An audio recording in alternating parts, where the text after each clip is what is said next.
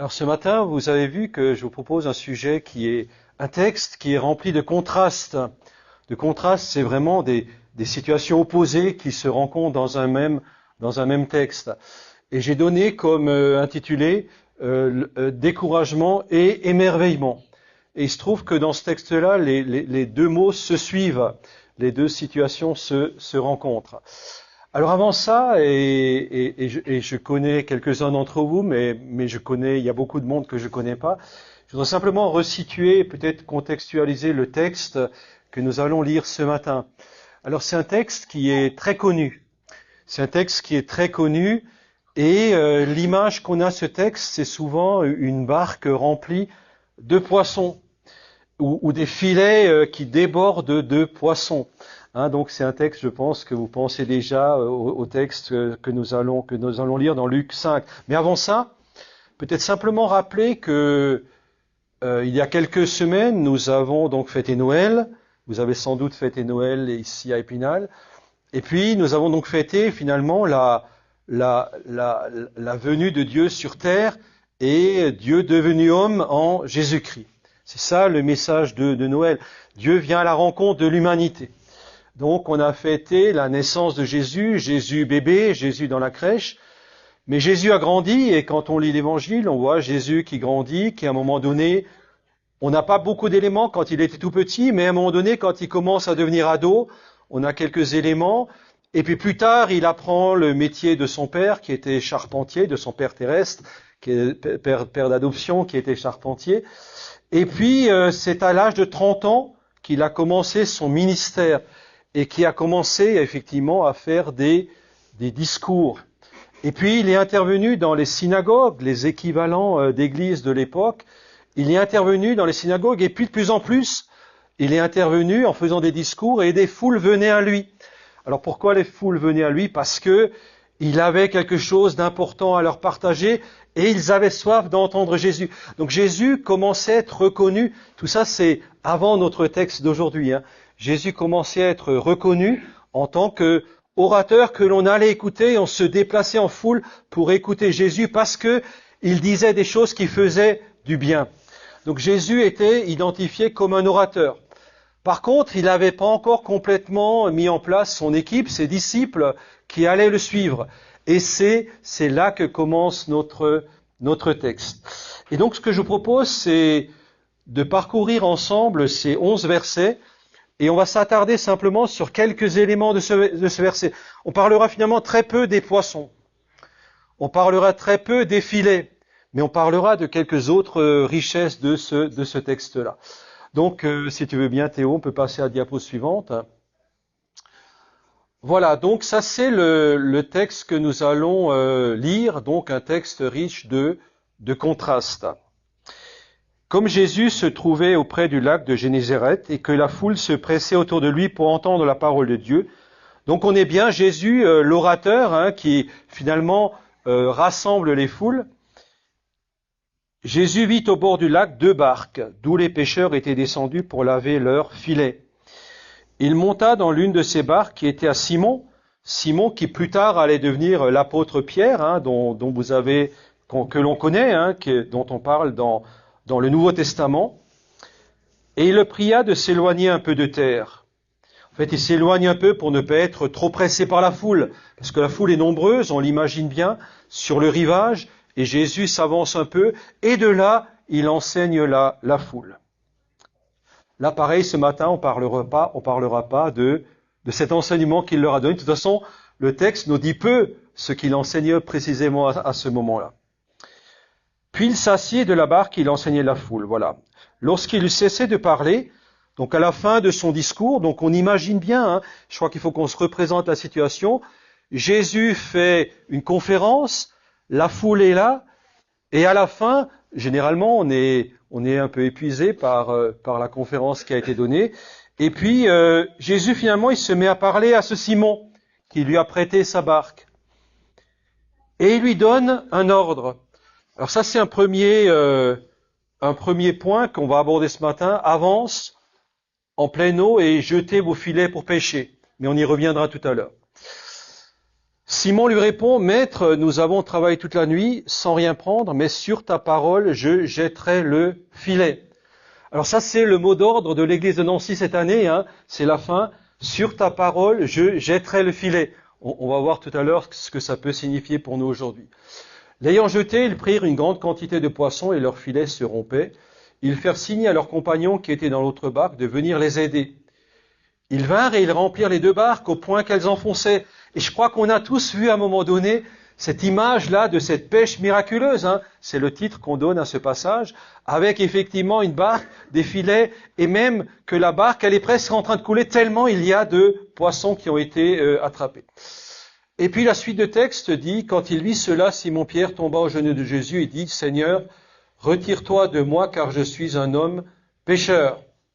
Car l'épouvante l'avait saisi, lui et tous ceux qui étaient avec lui, à cause de la pêche qu'ils avaient faite. Il en était de même de Jacques et de Jean, fils de Zébédée, les associés de Simon. Alors Jésus dit à Simon, ne crains point, désormais tu seras pêcheur d'hommes. Et ayant ramené les barques à terre, ils laissèrent tout et le suivirent. Voilà, alors ce que je vous propose, c'est, on peut passer à la diapo suivante. Voilà, alors en fait, c'est de regarder ce texte autour de trois sujets.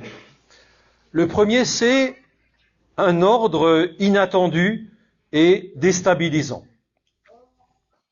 Et on comprendra bien pourquoi. Le deuxième point, la réussite qui engendre la crainte. Alors c'est curieux, la réussite qui engendre la crainte. Pierre, à un moment, se dit, retire de moi, je peux plus être en face de toi, Jésus, parce que, voilà, on verra pourquoi.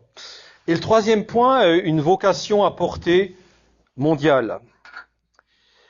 Alors, on va laisser cette diapo et on va passer d'un point à l'autre ce matin ensemble.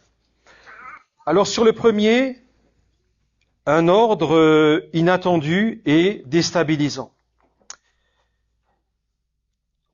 Il faut bien se rendre compte que Jésus intervient quand ils avaient fini de ranger leur matériel. Ils étaient sans doute épuisés par une nuit infructueuse. Au moment où ils ont commencé à ranger leur matériel, à être sans doute un peu lassés, d'avoir travaillé toute la nuit. Alors je ne sais pas si ça vous est arrivé de travailler toute une nuit. Il y en a peut-être d'entre vous qui travaillent la nuit et parfois qui n'ont pas les résultats qu'ils souhaitent. D'autres qui travaillent en journée, qui n'ont pas non plus les résultats qu'ils souhaitent. Et quand on a passé une journée et qu'on a l'impression que ça sert à rien, on n'est pas en situation euphorique, n'est-ce pas? Et puis, pour les disciples, sans doute qu'ils se disent que maintenant c'est trop tard. On repartira peut-être la nuit prochaine si on en a le cœur à reprendre l'activité. Et sans doute qu'ils aspirent à se reposer, peut-être à faire une sieste, peut-être à s'allonger. Et dans ces moments-là, Jésus vient vers eux, vient vers Simon et lui dit, avance en pleine eau et jetez vos filets pour pêcher. Mais pour qui se prend Jésus? Jésus, c'est un orateur, c'est pas un pêcheur. Est-ce qu'il a de l'expérience de la pêche? Sans doute que non. Qui est cet orateur? Que signifie cette intervention? Alors on peut se poser la question, est-ce qu'il a pitié des pécheurs? Peut-être. Est-ce que, en disant cela, il manifeste de l'intérêt? On est surpris, n'est-ce pas? S'il manifeste de l'intérêt, on aurait pu penser qu'il va les voir en disant, écoutez, là vous avez rien pris, mais prenez courage, gardez de l'intérêt, demain ça ira mieux. C'est souvent ce qu'on dit, quand quelqu'un va pas bien, on dit, écoute, tiens bon, demain ça ira mieux. Après, une autre question qu'on s'est posée, c'est, est-ce qu'il savait que le bon poisson était en train d'arriver et que c'était le moment pour les pêcheurs d'aller pêcher? Alors certains diront, ben oui, sans doute, puisque en tant que fils de Dieu, il sait toutes choses. Alors j'ai pas de réponse à ces questions, mais c'est quand même surprenant. Et après, on va se rendre compte, en y réfléchissant, que Dieu intervient parfois, ou peut-être souvent, dans des situations qui nous paraissent incompréhensibles, voire même inadaptées. Alors, je prends quelques exemples de la Bible simplement pour nous montrer que c'est pas une occasion exceptionnelle ce qui s'est produit là. Souvenez-vous de Moïse. Moïse, cet homme à un moment donné qui a grandi dans le palais du Pharaon et qui à un moment donné va tuer un Égyptien, qui va fuir loin de l'Égypte. Et bien quelque temps plus tard, Dieu vient venir à sa rencontre et va lui dire quoi? Il va lui dire, écoute mon coco, maintenant toi, tu vas retourner en Égypte et tu vas faire en sorte que ton peuple, d'où tu viens, finalement, soit libéré de l'esclavage et c'est toi qui vas le faire. Et Moïse lui dit, mais qui suis-je moi? Non, je veux pas y aller, c'est pas mon rôle, je fuis. D'ailleurs, si j'y retourne, je vais te tuer parce que moi-même j'ai... Et à un moment donné, Dieu va de la même manière intervenir auprès de Moïse en disant, c'est toi qui iras sauver le peuple d'Israël par ma force. Et il y a d'autres exemples. Souvenez-vous de Noé. À un moment donné, Dieu va dire à Noé, construis un bateau. La terre est remplie de violence. Genèse 6. Fais-toi une arche de bois de gopher, tu disposeras cette arche en cellules, tu l'enduiras de poids en dedans et en dehors, etc. Et puis Noé va construire cette arche. Mais c'est aberrant. Construire une arche, un bateau, alors qu'il n'y a pas d'eau. Et puis en fait, on va se rendre compte que parfois, Dieu va interpeller les uns et les autres sur des terrains, des situations qui ne sont pas du tout attendues. Je prendrai un autre exemple. Vous vous souvenez, Pierre, un peu plus tard, là, dans l'Évangile, à un moment donné, dans Actes des Apôtres, il va avoir une vision. Et dans cette vision, il est dit, il vit le ciel ouvert et un objet semblable à une grande nappe attachée par les quatre coins, qui descendait et s'abaissait vers la terre et où se trouvaient tous les quadrupèdes et les reptiles de la terre et les oiseaux du ciel. Et une voix lui dit, lève-toi Pierre, tu et mange. Mais Pierre dit, non Seigneur, car je n'ai jamais rien mangé de souillé ni d'impur. Et puis de la même manière, l'apôtre Paul, dans son ministère, dans Acte 18, Paul subit beaucoup de pressions négatives quand il est dans la ville de Corinthe. Et Dieu lui dit, continue, ne crains point, ne te tais point, j'ai un peuple nombreux dans cette ville. Et du coup, en réalité, on va se rendre compte que bien souvent, les voies de Dieu ne sont pas nos voies. Nous aussi, peut-être que nous sommes, pour certains d'entre nous, dans un projet, une relation difficile, une affaire qui tourne mal. Nous pouvons nous sentir vides et découragés. Peut-être cela est l'instant que Dieu va choisir pour nous dire de jeter à nouveau le filet en comptant sur lui. Et je suis persuadé que si on avait le temps d'échanger tous ensemble, on se rendrait compte qu'il y a des moments dans la vie où Dieu nous dit « Vas-y là, c'est l'action que j'attends de toi. Vas-y, n'aie pas peur. Avance en pleine mer alors que j'ai fait des efforts, que je ne suis pas arrivé et que finalement, Dieu va agir si nous l'écoutons. » Alors ça m'interpelle et ça nous renvoie à notre qualité d'écoute de ce que Dieu nous demande. Alors nous avons eu l'occasion de découvrir, par exemple, dans votre région, la naissance de cette église. Et puis à un moment donné, Dieu a sans doute dit à plusieurs d'entre vous, c'est là qu'il faut construire cette église. Mais c'était pas facile. C'était pas facile, il y avait plein d'obstacles. Et aujourd'hui, l'église est là. Et quand je disais tout ce matin, c'est un sujet de reconnaissance pour nous d'être parmi vous. C'est aussi une de ces réalités. Parce que certains ont dit, oui, j'avance en pleine mer, même si tout cela semble compliqué, difficile, voire impossible. Et je jetterai le filet et j'irai dans l'action que Dieu me demande. Pêche miraculeuse. Et puis, peut-être que ce qu'il faut retenir de ça, c'est que même quand il semble trop tard pour les réussites humaines, il n'est jamais trop tard pour Dieu. Il n'est jamais trop tard pour Dieu. Et Dieu nous demande souvent, peut-être aussi dans les moments de fatigue et de découragement, ce petit geste qui n'a l'air de rien, mais qui déjà nous met en marche vers lui. Nous sommes, chers amis, au début de cette nouvelle année, et Dieu vient à notre rencontre, comme il l'a fait pour Simon, et il lui a dit quelque chose qui était inadapté, qui paraissait impossible, qui était non sensé. Et pourtant, c'est ce que Pierre va décider, Simon Pierre va décider de faire.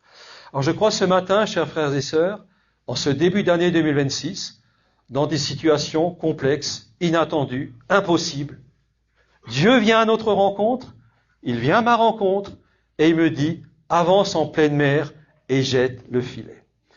Alors la mer, pour toi, pour moi, pour lui, ça ne sera pas la même, le filet non plus, mais Dieu, on verra tout à la fin de cette prédication, que Dieu, il a des actions qu'il a préparées d'avance pour que nous les accomplissions les uns et les autres.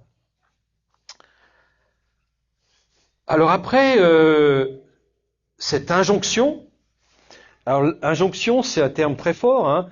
Généralement nous à l'université, quand on a une injonction de la commission d'éthique de l'ingénieur, du ministère, on est obligé de le faire. C'est pas une question, c'est pas une option. Et là pour moi, ce que Jésus dit à Simon, c'est une injonction. Il lui dit pas, si tu as l'occasion, peut-être que ce sera envisageable éventuellement de faire telle chose. Il dit, avance en pleine mer et jette ton filet. Et ce qui est surprenant, c'est que Simon accepte. Et d'ailleurs, Simon dit, il commence par lui dire, écoute, franchement, on a pêché toute la nuit, et j'imagine qu'il a mis l'intonation nécessaire pour que Jésus comprenne. Et après, il dit, mais sur ta parole, je jetterai le filet. Alors après, c'est surprenant parce que Jésus, il le connaissait un peu, il savait que c'était un orateur, il savait que c'était un homme influent déjà, fils de Dieu, est-ce qu'il l'avait compris ou pas, on ne sait pas bien. Mais il décide de faire confiance.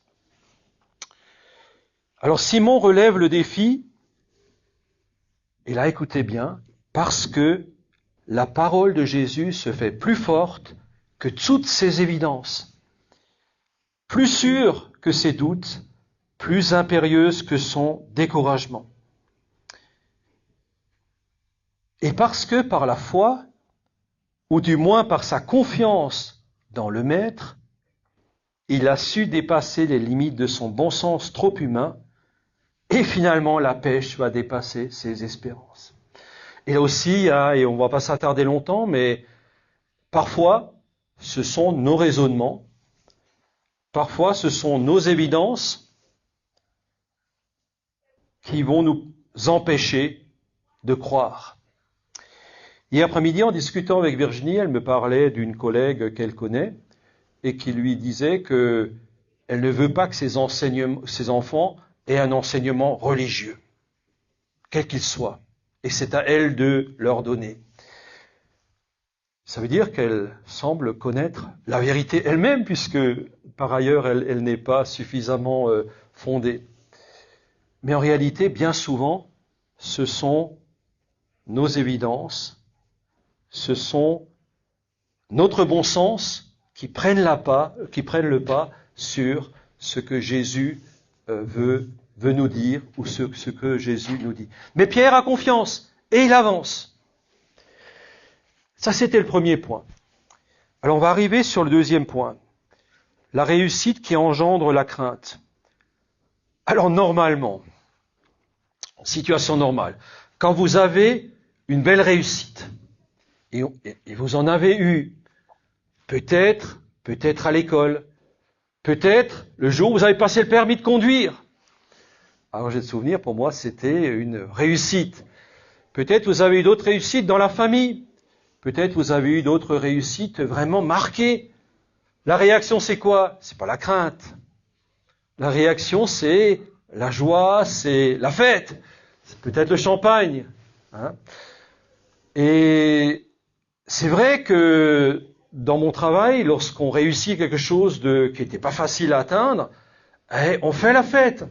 On se retrouve, on plaisante, on rigole, on discute, on se félicite les uns et les autres.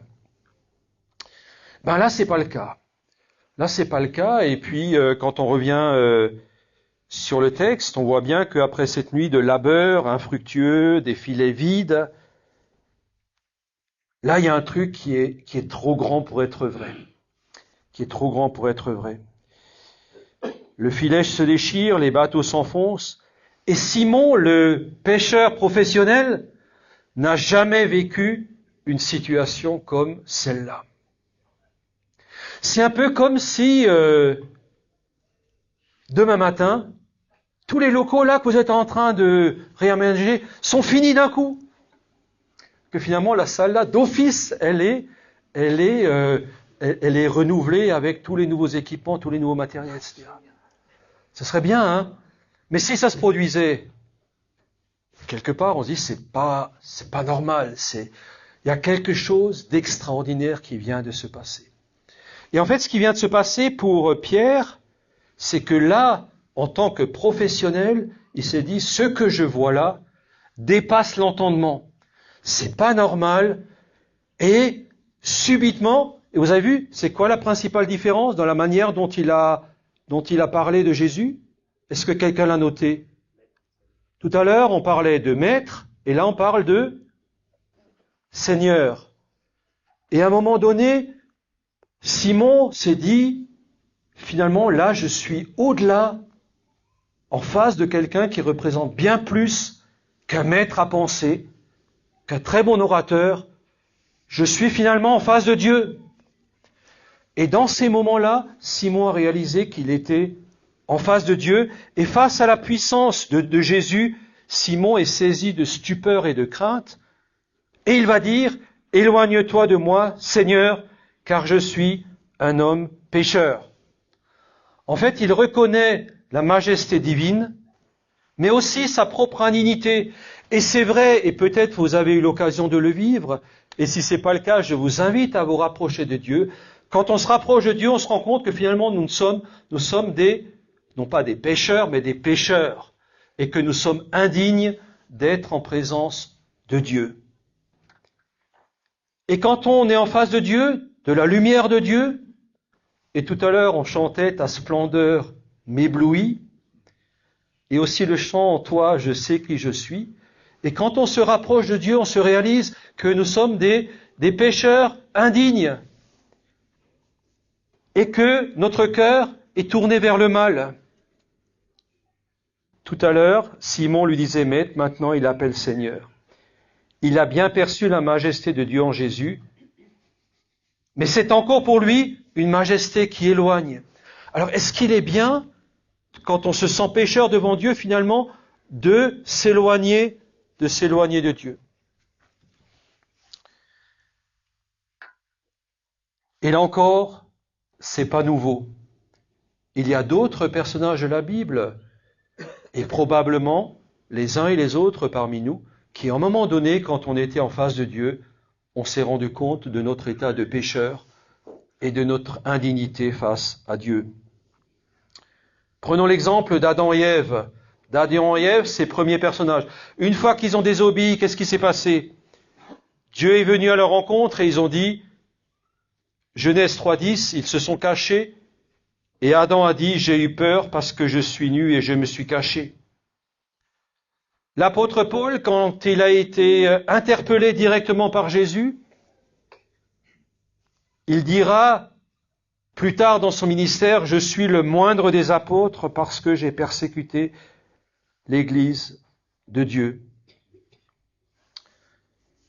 Alors la question qui peut se poser à nous ce matin, est-ce que j'ai eu l'occasion de me placer devant notre Dieu? Est-ce que j'ai eu l'occasion de me placer devant ce Maître, ce Seigneur, et de réaliser à quel point mon cœur est tortueux et pas digne d'être en présence de Dieu? C'est ce que Simon a vécu. Il a dit là, je suis ébloui et je ne peux pas rester devant Dieu. Et on le verra, c'est le cas de tout un ensemble de personnages dans la Bible, mais aussi parmi les chrétiens. Et là, il y a un nouveau contraste. Tout à l'heure, c'était le contraste entre l'injonction finalement de Jésus et puis la réalité de la situation. Là, c'est un nouveau contraste. Pierre se dit, retire-toi de moi, je suis un homme pécheur. Et Jésus, qu'est-ce qu'il dit? Jésus est tout autre. Jésus est tout proche. Et ça, c'est, chers frères et sœurs, le mystère, le cœur de l'évangile. Jésus est tout proche et il veut montrer à Simon qu'en fait, il l'aime profondément.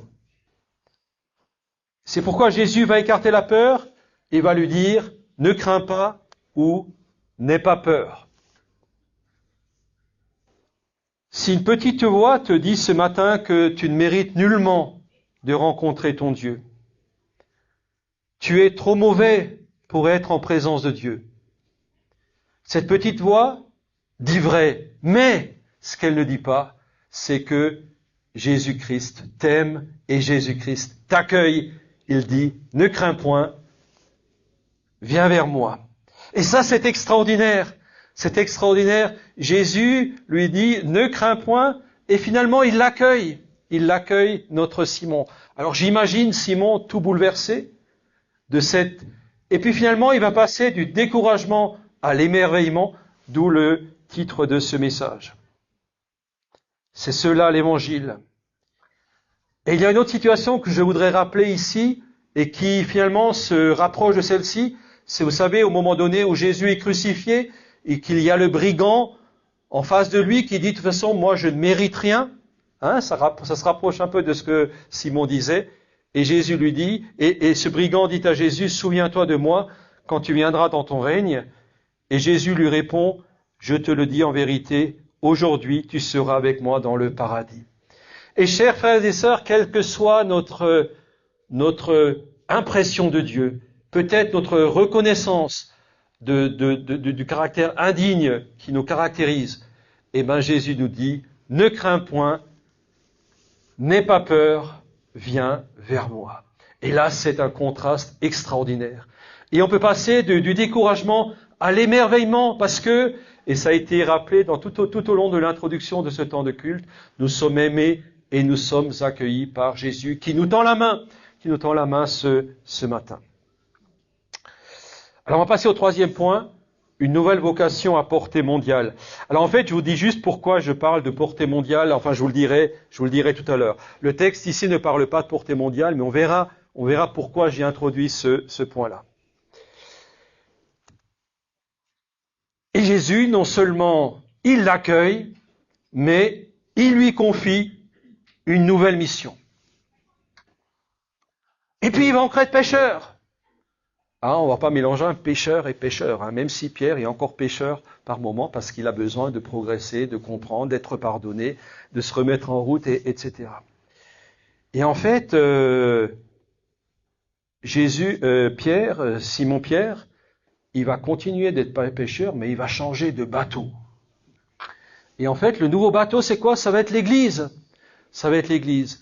Et en fait, Pierre, il va avoir pour mission de sortir de la mer, du monde, les hommes et les femmes qui sont pris par leur propre violence, le péché, le mal, les offenses à Dieu, et les sortir de cette mer de violence pour être sauvés, pour être pardonnés, pour rencontrer Jésus. Et ce passage, il nous montre bien que Dieu ne cherche pas à nous écraser, mais à nous relever et à nous associer à son œuvre. Alors ça, c'est extraordinaire. Donc Jésus nous accueille, Jésus nous confie une mission. En présence de Dieu, nous reconnaissons notre état de pécheur, et puis Jésus veut nous mettre en marche avec lui. Ici à Épinal, chez nous à Nancy. Et d'ailleurs, j'en profite pour vous transmettre toutes les salutations de l'église de Nancy. On m'a encore dit hier et on vous salue de la part de notre église de Nancy. Alors ce récit, il nous concerne tous. il nous concerne tous. Alors il y a plusieurs points que l'on peut retenir. C'est peut-être tout d'abord chercher à écouter ce que nous dit Jésus ce matin, cette journée, dans cette nouvelle semaine. Et il nous dit, d'une certaine manière, avance en pleine mer et jette le filet.